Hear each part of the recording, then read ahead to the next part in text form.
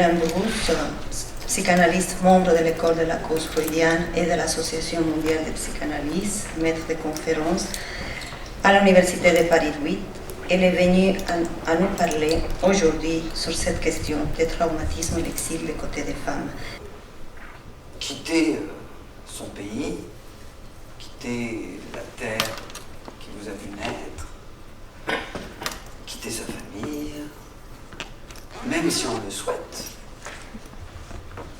ça peut quand même être considéré comme une marque traumatique.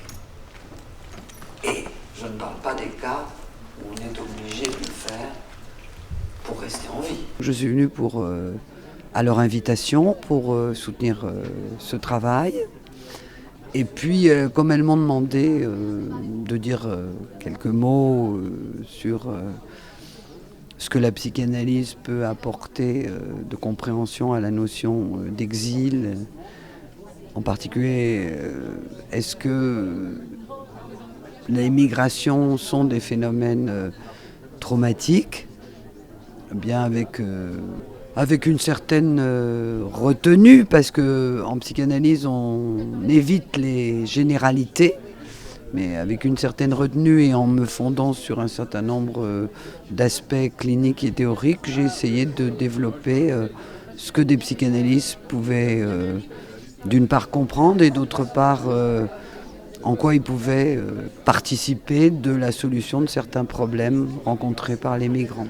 Je pense que les flux migratoires, c'est-à-dire les pays d'où viennent les migrants et les pays vers lesquels ils se rendent, permettent de dégager quand même des généralités qui font que, même si la situation est un peu différente, certainement elle l'est, en Suisse et en France, il y a quand même dans toute l'Europe, moi ce que je considère comme essentiel, c'est la phrase de Lacan pour expliquer justement cette question de la migration et de son explosion mondiale. La phrase de Lacan qui dit que avec la fin du pouvoir du père, des sociétés patriarcales, va se développer un universalisme que permet la science, et que cet universalisme, contrairement à ce qu'on pourrait penser, cet universalisme va aller vers une multiplication des frontières et des phénomènes de ségrégation.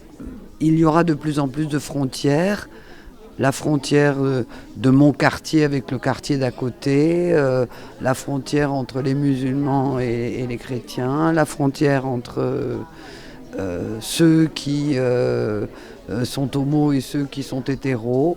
Donc il y a une multiplication des phénomènes de frontières qui va de pair avec une tendance à l'universalisation liée au développement de la science. Et ça, je pense que cette note de Lacan et le développement que Jacques-Alain Miller en fait en parlant de la nouvelle société des uns tout seuls doit orienter notre abord de l'immigration. Exil connote une position subjective. Exil, c'est déjà donner un nom à un voyage. Tous les voyages ne sont pas des exils. Et toutes les migrations ne sont pas non plus des exils. Mais il n'en reste pas moins vrai qu'il est rare qu'à un moment ou à un autre de son trajet analytique, un sujet qui a tout quitté n'ait pas le sentiment qu'à un moment ou à un autre, il est un exilé.